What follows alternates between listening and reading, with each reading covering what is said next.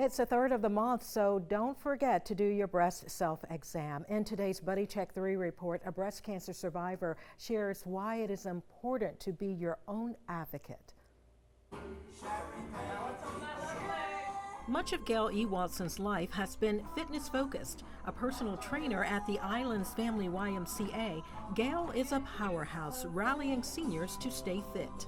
In February 2021, Gail got an all clear from her doctor after an annual exam. She went about her life.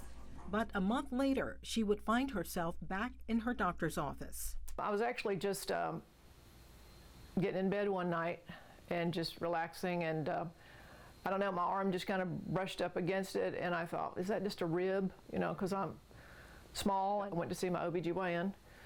She could barely feel it. She said, it's so tiny, I'm sure it's nothing. The daughter of a two-time breast cancer survivor, Gail was hoping for good news, but in the back of her mind, she knew. A day later, her doctor called. She said, well, I'm sorry, but it is cancer. So, invasive ductal carcinoma. Super small. God had showed it to me because the doctor couldn't even find it. And when I went to the surgeon, he said, are you sure? He couldn't even find it. Gail says her lump was about the size of this earring. This is about 7 to 8 millimeters, and because of the location that it was so close down on near my rib cage, it was hard for anybody to feel it.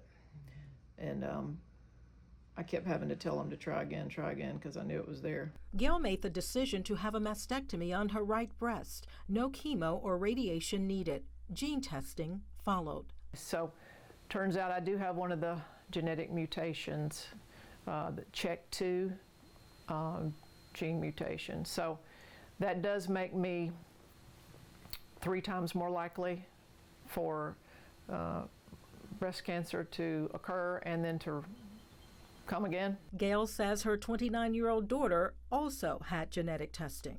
It turned out that she has the gene as well. Gail wanted to survive for her family. She told me that's why she took ownership, becoming her own advocate. I just persisted because I knew something wasn't right.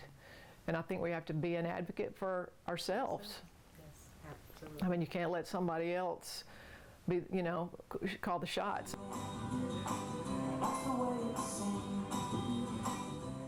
Back at work 2 weeks after surgery, Gail's taken her testimony and made it her mission to help other women. Since my diagnosis, I think I've had maybe 4 or 5 close friends that have been diagnosed, and we all had different journeys, of course, but I was at least able to help them to know this is what's going to happen next. You take it one step at a time.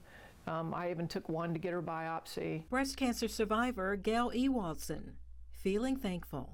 I just, asked God to show me how I was going to make it through, and I just want to give him all the glory.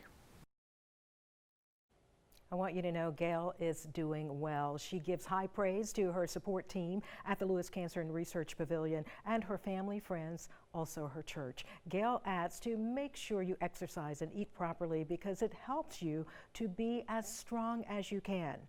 That's if you get breast cancer.